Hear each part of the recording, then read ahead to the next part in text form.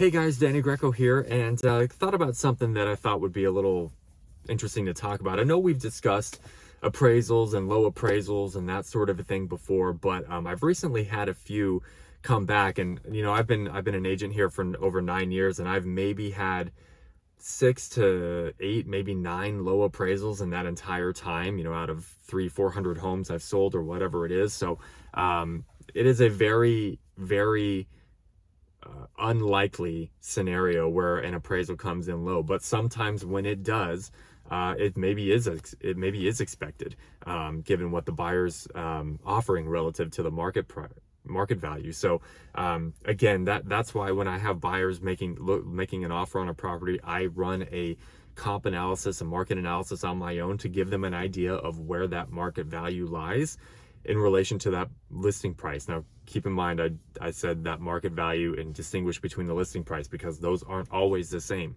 In our market, it's typical to see a home listed at $950,000, but its market value should be closer to 1.1. So that's a common tactic a lot of agents and sellers use to really kind of underprice and over deliver, sort of a thing. So but I talk about this because not any one time that I've ever seen a low appraisal has it been catastrophic.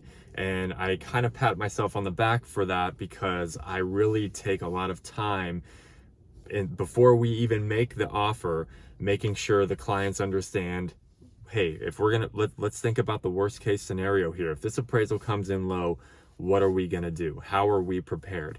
So in these situations where I've seen the appraisal come in low, and again, sometimes it's 100% expected, and so it's not even a surprise with what the buyer's offered. But I would say there's some of the easier conversations I've ever had with my clients, which is funny. I mean, not funny, but it's kind of interesting when we're talking about making up a $200,000 difference between the purchase price and the appraised value. But I swear they've been some of the easiest conversations I've ever had because we've talked about that and prepared for that at the very beginning. So we don't just kind of wait on pins and needles during this whole time, waiting and hoping that the appraisal comes back on time. Obviously we want it to, or that it comes in at value rather.